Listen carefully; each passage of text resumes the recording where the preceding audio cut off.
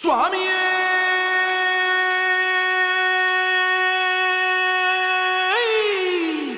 சரணமையப்பா.